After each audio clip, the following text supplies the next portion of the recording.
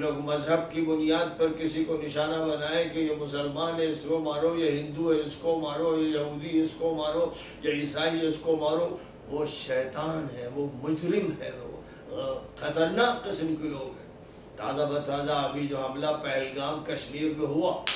ظاہر ہے کہ یہ حملہ شیطانوں نے کیا، اس کا اسلام سے کوئی تعلق نہیں، اس کا مسلمانوں سے کوئی تعلق نہیں۔ جن لوگوں نے عام سیاحوں سے، جو ٹورسٹ ہیں، جو ایز اے ٹورسٹ کہیں گئے ہوئے ہیں، انہوں نے کسی کو مارا نہیں ہے، وہ کسی کے خلاف دشمنی نہیں کر رہے ہیں، ان کو نشانہ بنانا اس کا کوئی جواز نہیں ہے۔ یہ وہی کر سکتا ہے جو بھیڑیا ہو، جو درندہ ہو، جو آدم خور ہو، جو مجرم ہو، وہ یہاں کرے یا وہ غزہ میں کرے یا وہ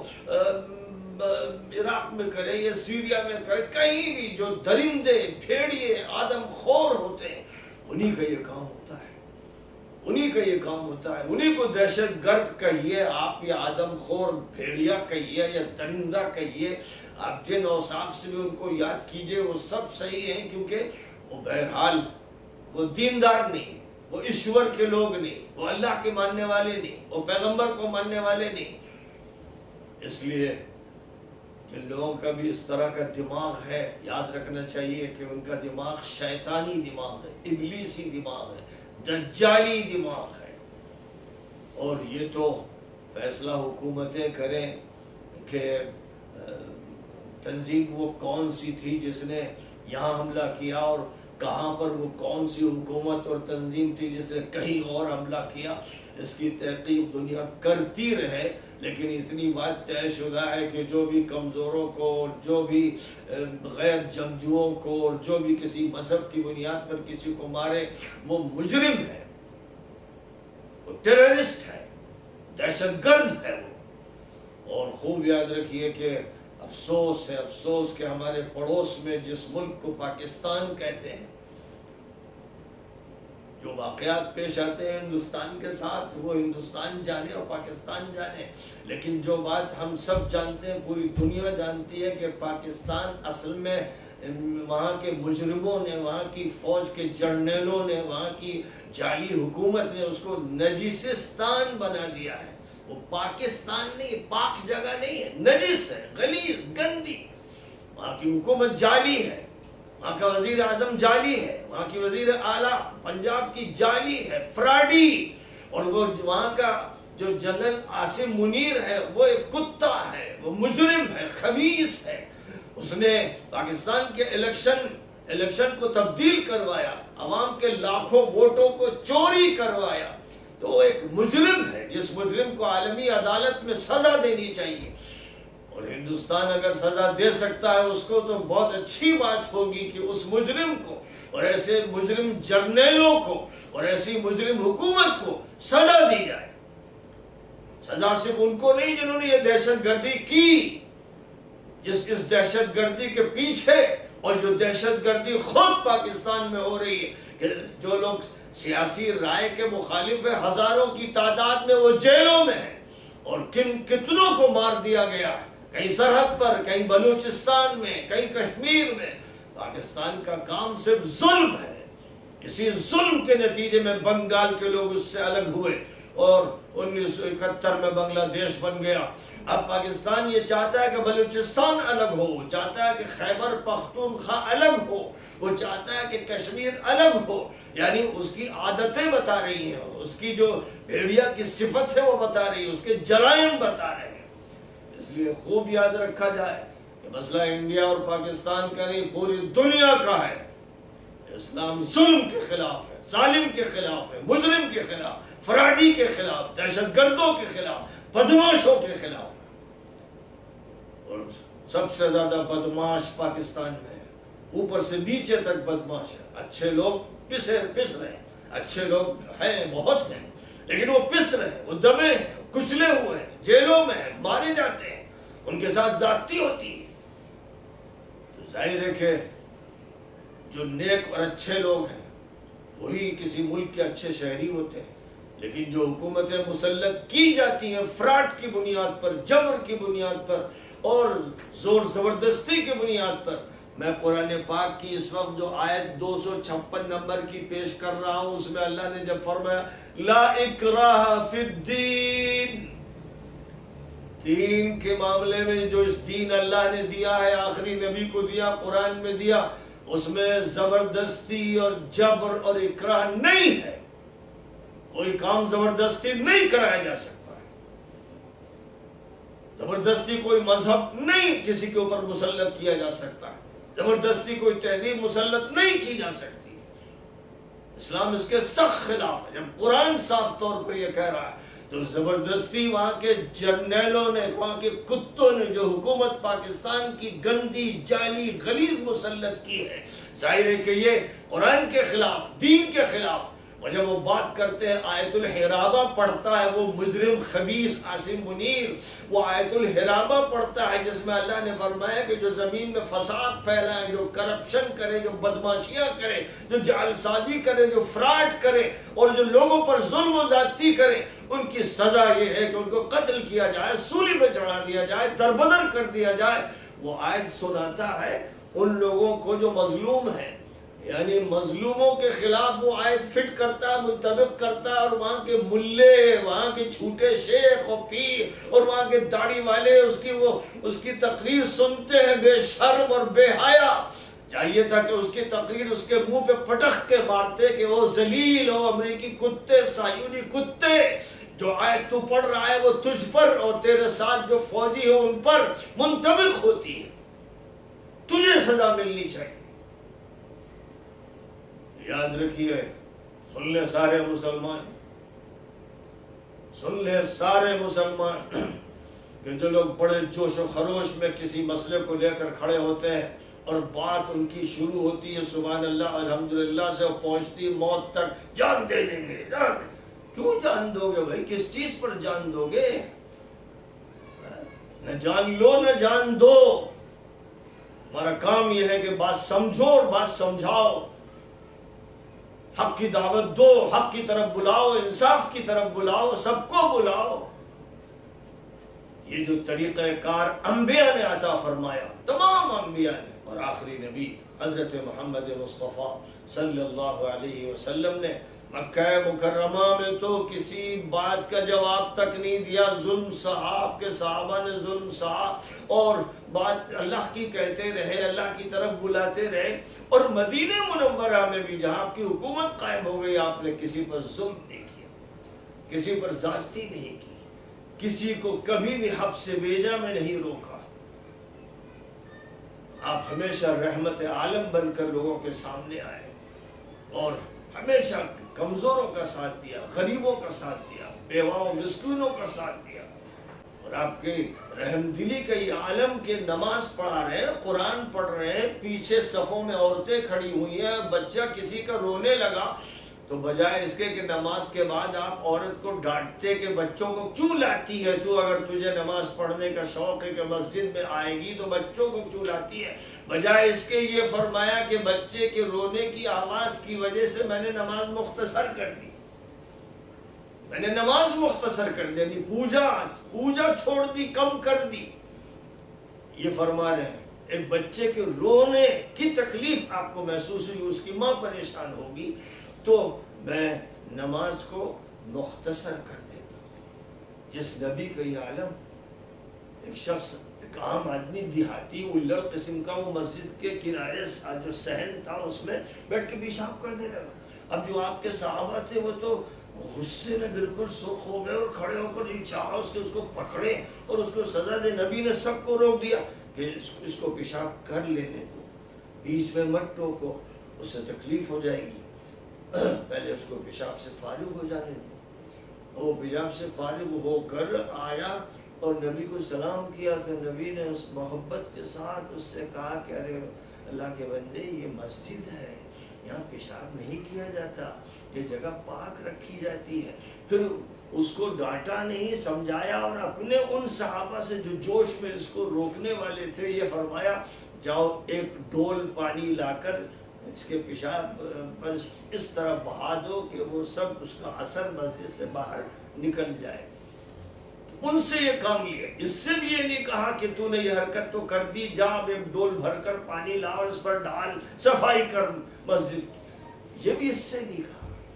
وجہ اس کی یہی تھی کہ آپ بے انتہا رحم دل تھے، نرم دل تھے، کرم فرما تھے،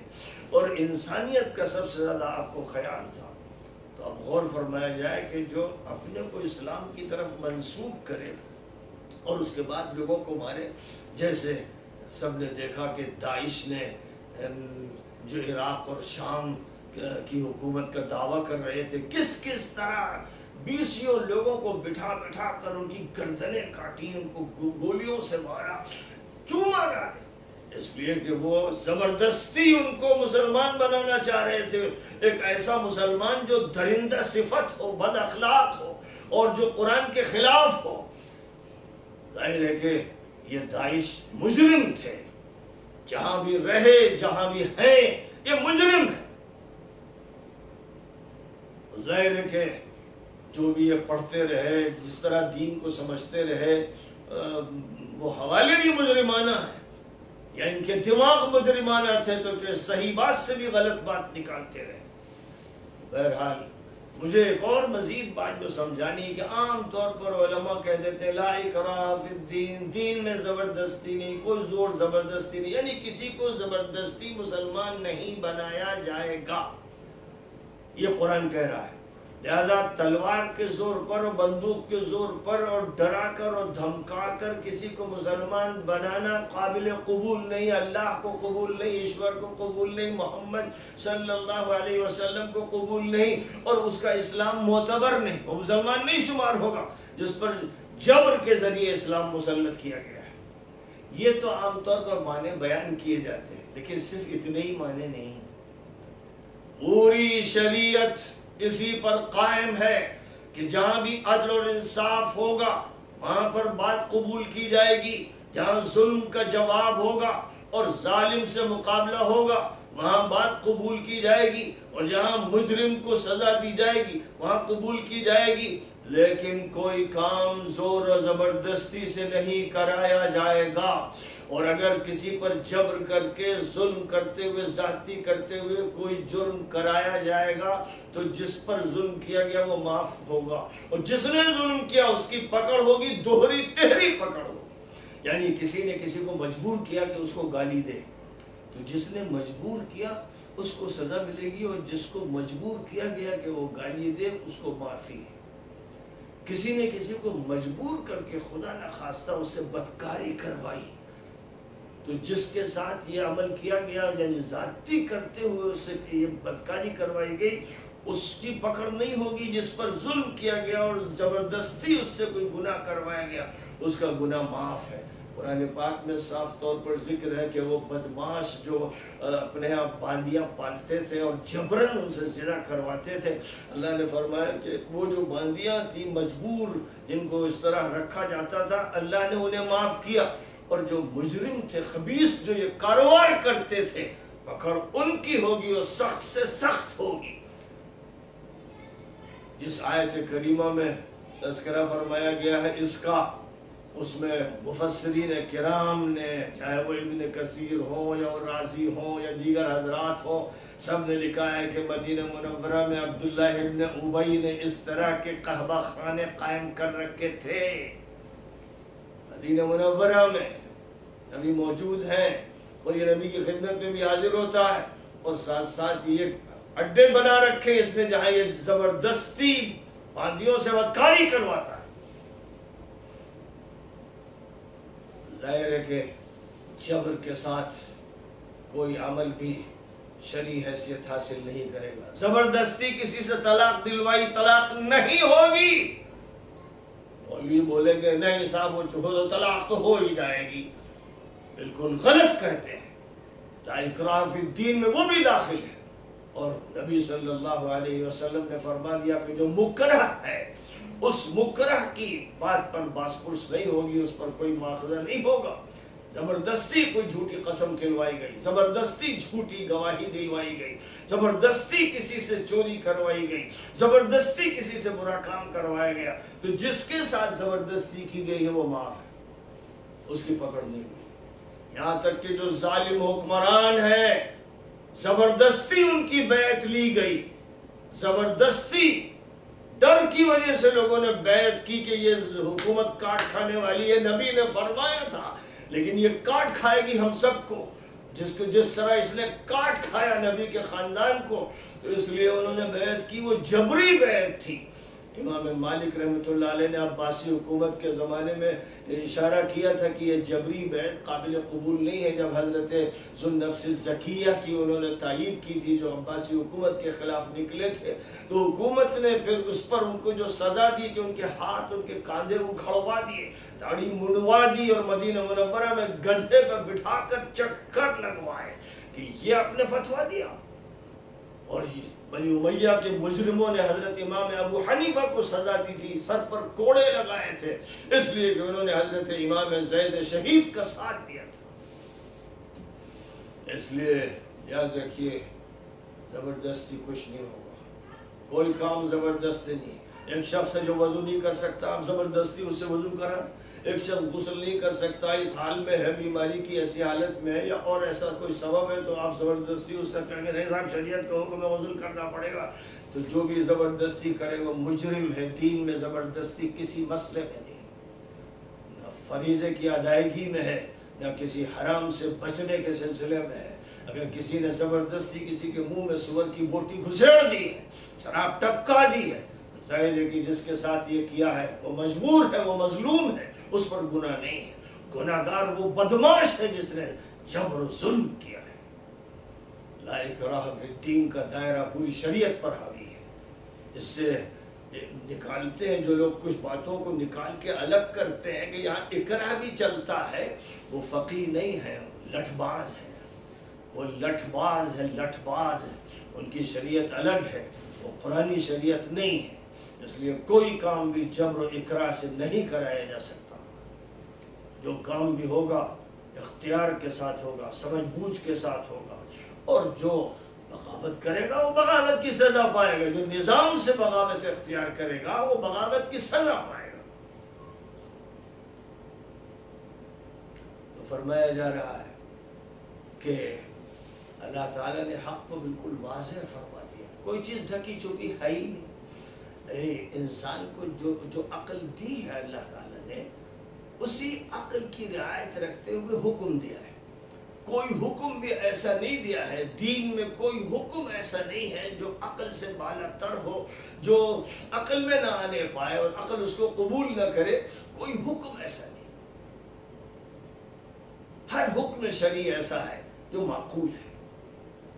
ہر حکم شرعی ایسا ہے جو منطقی ہے، حکمت پر مبنی ہے، مصلحت پر مبنی ہے، اس میں فوائد ہے۔ ہر وہ چیز جس سے روکا گیا ہے وہ انسانوں کے لیے نقصان دہ ہے، فرد کے لیے، معاشرے کے لیے، سماج کے لیے نقصان دہ ہے، اس سے منع کیا گیا ہے اور اسے کھول دیا گیا ہے۔ قرآن کتاب مبین ہے، کھولنے والی کتاب ہے۔ جو لوگ پابندی لگاتے ہیں وہ قرآن پڑھ کے آپ کو دین سمجھ میں نہیں آئے گا، اور قرآن مت پڑھیے اور فقہ کی کتاب پڑھیے، یہ لوگ قرآن کے موضوع سے ٹکراتے ہیں۔ قرآن پاک کی ہدایت جس طرح سب کے لیے نازل ہوئی ہے اس میں روڑے اٹکاتے ہیں۔ یہ راستے کے مجرم اور شیطان ہیں۔ اللہ کہتا ہے میری کتاب صاف ہے، کھلی ہوئی ہے، تمام انسانوں کے لیے ہے۔ بیچ میں کچھ آ جاتے ہیں مولوی نما شیطان جو انسانوں کو قرآن سے روکتے ہیں۔ ظاہر ہے کہ قرآن اگر کوئی شخص پڑھے گا تو اس کو جو ہدایت ملے گی وہ ہدایت کسی اور چیز سے نہیں مل سکتی۔ ظاہر ہے کہ قرآن ہی یہ کہتا ہے کہ میرے نبی کی مانو، اللہ کہتا ہے کہ میرے نبی کی مانو، لہذا قرآن کی بنیاد پر ہی نبی کی اطاعت کی جاتی ہے، اور نبی کی اطاعت 100% کی جائے گی۔ تو فرمایا جا رہا ہے کہ ہدایت کو واضح کر دیا گیا ہے، حق کیا ہے، گمراہی کیا ہے، باطل کیا ہے، سچ کیا ہے، جھوٹ کیا ہے، سفید کیا ہے، سیاہ کیا ہے، زہر کیا ہے، تریاق کیا ہے، سب بتا دیا گیا ہے۔ اس لیے بس اب جو ذمہ داری ہے ہر ہیومن بینگ پر، ہر انسان پر، وہ یہ کہ جو بھی ایشور سے بھڑکائے، جو بھی ڈیوائن لا سے دور کرے، جو بھی ظلم کرنے والا ہو، جو بھی زور زبردستی سے کام لینے والا ہو، جو طاغوت کہلاتا ہے، جو طغیانی سکھاتا ہے، جو بغاوت کرتا ہے، حق کے مقابلے میں سامنے آتا ہے، وہ انسان ہے تو طاغوت ہے، وہ نظام ہے تو طاغوت ہے، وہ حکومت ہے تو طاغوت ہے، وہ کسی نوعیت کی کوئی شخصیت ہے یا کوئی سلسلہ ہے، وہ طاغوتی سلسلہ ہے۔ اس لیے جو بھی طاغوت کا انکار کرے گا اور اللہ کو، ایشور کو مانے گا، وہی در حقیقت دین کو سمجھے گا، اس کو تھامے گا اور اس کڑے کو مضبوطی سے پکڑ لے گا جو کبھی ٹوٹنے والا نہیں ہے۔ اور اللہ کو ہر چیز معلوم ہے، کوئی بات بھی اس پر مخفی نہیں۔ پھر جو دوسری بات ارشاد فرمائی گئی ہے آیت نمبر 257 میں، اب اس میں آپ دیکھیے کہ مالک جو ہے، جو پیدا کرنے والا ہے اور جو ہمارے اوپر حکومت کر رہا ہے، پوری کائنات، پورا یونیورس اس کا ہے، آسمان اس کا، زمین اس کی، سمندر اس کا اور خشکی اس کی۔ وہ یہ فرماتا ہے کہ بھائی جو بھی میری بات مانے گا، میری کتاب کو مانے گا، میرے پیغمبر کو مانے گا، میں نے جس کو بھیجا اس کو مانے گا، تو میں اس سے محبت کروں گا، میں اس کا کام کروں گا، میں اس کا کارساز ہوں، میں اس کا وکیل ہوں، میں اس کو تاریکیوں سے نکالوں گا، میں اس کو روشنی میں لاؤں گا، میں اس کے دماغ کو روشنی دوں گا، میں اس کے دل کو روشنی دوں گا، میں اس کے اندر کے وجود کو روشن کر دوں گا، ہر طرح کی تاریکیوں سے اس کی حفاظت کروں گا، برائیوں سے اس کو بچاؤں گا، خطرات سے اس کی حفاظت کروں گا، فتنوں سے اس کو محفوظ رکھوں گا۔ اور یاد رکھا جائے کہ جو لوگ مالک کا، ایشور کا، اللہ کا، لاٹ کا انکار کریں گے، شیطان کے بندے بنیں گے، ابلیس کے چیلے بنیں گے، مجرم، ٹیررسٹ، دہشت گرد بنیں گے اور لوگوں کی جانیں لینا چاہیں گے اور نظام وہ نافذ کریں گے جس میں وہ خود خدا بن بیٹھے، تو پھر ایسے لوگوں کا اللہ دشمن ہے۔ ان کی دوستی ہے طاغوتوں سے، طاغوتی نظاموں سے، جن کا کام ہی یہ ہے کہ روشنی سے نکال کر تاریکیوں میں بھٹکا دیں، دلدل میں پھنسا دیں، گڑھوں میں گرا دیں، سمندر میں ڈبو دیں، جن کا کام بربادی کا ہے، تباہی کا ہے، جو کسی پر بمباری کریں، کسی کو گولیوں سے مار دیں، کسی پر تلوار چلا دیں، کسی کو بیمار کر دیں، کہیں جراثیم پھیلا دیں، کسی کو زہر کھلا دیں، یہ انسان نما درندوں سے بدتر ہے۔ خبیث ترین لوگ ہیں جن سے زمین کو پاک ہونا ضروری ہے، اور زمین اگر پاک ہو جائے ایسے ظالموں اور مجرموں سے، تو پھر سب لوگ امن کے ساتھ رہیں، شانتی کے ساتھ رہیں، کوئی مذہبی لڑائی نہیں ہے، کیونکہ سارے کے سارے مذہب در حقیقت ایک ہی ہے، سب جا کر ایشور تک پہنچاتے ہیں، اللہ تک پہنچاتے ہیں، لاٹ تک پہنچاتے ہیں۔ جو سچا اور حقیقی مذہب ہے وہ یہی سب کو سکھاتا ہے، سچائی سکھاتا ہے، جھوٹ سے بچاتا ہے۔ وہ یہ کہتا ہے کہ نشے کا استعمال نہ کرو، جو چیزیں تمہارے لیے نقصان دہ ہیں ان کا استعمال نہ کرو، ماں باپ کی عزت کرو، بھائیوں بہنوں کا خیال رکھو، کسی کی عزت پر ڈاکہ مت ڈالو، کسی پر زیادتی نہ کرو، کسی کی دکان، کھیت، کھلیان، مکان پر قبضہ مت کرو، جھوٹ مت بولو، جھوٹی گواہی مت دو، نیک بنو، امانت دار بنو۔ یہ دین سکھاتا ہے، ہر سچا دین یہ سکھاتا ہے۔ تو نتیجہ یہ ہوتا ہے کہ جن لوگوں کا حال یہ ہے کہ وہ انکار کر دیتے ہیں سچائیوں کا اور حقیقتوں کا، تو پھر تو وہ شیطان کے چیلے چپاٹے ہوتے ہیں، وہ ابلیس کے بندے ہوتے ہیں، دجال کے ہرکارے ہوتے ہیں، اور ان کو صرف بدماشی سوچتی ہے۔ اور یہ بدماشی ظاہر ہے کہ سب سے زیادہ امریکہ کو سوچتی رہی ہے، اور اس کے جو کارندے ہیں، کرتوت ہے، اس کی ناجائز اولاد ہے، یہ بدماشی ان کے سروں پر مسلط رہتی ہے۔ اور ایک عرصے سے یہ بدماشی، بلکہ بات تو سچی ہے کہ جب سے پاکستان بنا ہے اس پر جو جرنیل اور کرنیل مسلط رہے ہیں، وہ چور اور ڈاکو، وہ مجرم اور خبیث اور پوری دولت کو لوٹنے والے اور مقاصد کا خاتمہ کرنے والے خطرناک لوگ ہیں، لیکن قوم کو وہ نشہ پلاتے ہیں اور بتاتے ہیں ہم ہیں جو حفاظت کرنے والے ہیں، ہم ہیں جو دیکھ رہے ہیں۔ ان کا کام ہے لوٹنا، عوام کا تباہ کرنا، معاشیات کو ختم کر دینا، جھوٹی حکومت قائم کرنا۔ اس لیے عوام کو معلوم ہونا چاہیے کہ وہ تمہارے نہیں ہیں، اور جب تم یہ بولنے لگتے ہو، کسی ملک کو سامنے دشمن بنا کر کھڑا کرتے ہیں، تم کہتے ہو ہماری محافظ فوج ہے، تو اس وقت تم سب سے بڑے گدھے، سب سے بڑے احمق، سب سے بڑے بدھو ہوتے ہو، اس وقت تم چوہے ہوتے ہو جب جھوٹ بولتے ہو، جانتے ہو کہ یہ جعلی لوگ، فراڈی لوگ، بدماش لوگ ہیں، یہی ہے جو ٹیررسٹ ہے، اور یہی ٹیررزم کو پھیلانے والے لوگ ہیں، تم جانتے ہو۔ پاکستان کے عوام تمہیں یہ معلوم ہے، لیکن اس کے بعد تم کو نشہ دیا جاتا ہے، گولی کھلائی جاتی ہے، اور کہیں کا خطرہ بتایا جاتا ہے، تو اس کے بعد تم کہتے ہو فوج، ہماری فوج، ہماری فوج۔ تو تم دوغلے ہو، تم جھوٹے ہو، اور تم غلط بیانی کرنے والے قسم کے انسان ہو، ذلیل ہو، چماروں سے بدتر ہو، جو تم یہ حرکتیں کرتے ہو۔ ظاہر ہے کہ یہ اپنے مجرموں کو جب تک ہٹاؤ گے نہیں اپنے سروں کے اوپر سے، اس وقت تک تمہاری خلاصی ہونے والی نہیں ہے۔ اس لیے بہتر یہی ہے کہ ہر صوبے کو الگ کرو۔ امارات، تمہارا آقا امارات جو ہے وہ تمہارے لیے ماڈل ہے اور آئیڈیل ہے، تم تو اس کے جوتے چاٹتے ہو، تلوے چاٹتے ہو، اس کے سامنے لیٹ جاتے ہو، پلکیں بچھاتے ہو، تو ظاہر ہے کہ وہ طریقہ بہت اچھا ہے۔ یورپی یونین کا بھی طریقہ تمہارے لیے اچھا ہے، اور امارات کا بھی طریقہ اچھا ہے، تو سرحد کو الگ کر دو، بلوچستان کو الگ کر دو، کشمیر کو الگ کر دو، پنجاب کو الگ کر دو، ایک ایک اپنی حکومت الگ الگ صوبے میں قائم کرو، کھاؤ، مستیاں کرو، شراب پیتے رہو، پڑے رہو اور عیاشیاں کرتے رہو، یہ تمہارے لیے زیادہ مناسب ہے۔ دھوکہ دینے سے بہتر ہے کہ کھل کر یہ سب کام کرو، الگ الگ عمارتیں قائم کر لو۔ بس جو بھی صورتحال ہے پوری دنیا کی، اس میں جو تمہارا کردار ہے، اور سب سے زیادہ یہ کہ تم اپنے ملک کے ڈکیت ہو، تم نے اپنے ملک میں ڈکیتیاں ماری ہیں، چوریاں کی ہیں، کسی کے ساتھ کچھ کرو نہ کرو، لیکن اپنے ملک پر تمہیں رحم کبھی نہیں آیا، اور تم نے ہمیشہ وہاں عوام کو چوسا، ان کا خون پیا، یہ تم کام کرتے رہے۔ اس لیے اگر تم نے پہلگام میں کوئی دہشت گردی کری یا کروائی یا ہونے دی یا اس سے پہلے کبھی کیا، تو اس پر تو خیر کوئی تعجب کی بات ہی نہیں۔ میرے نزدیک یہ سب مسائل اتنے اہم نہیں جتنے تمہاری جو دہشت گردی تمہارے ملک میں ہے، تمہارے عوام کے خلاف ہے، وہ سب دنیا دیکھ رہی ہے۔ اس لیے اس سے توبہ کر لو، شرم کھاؤ،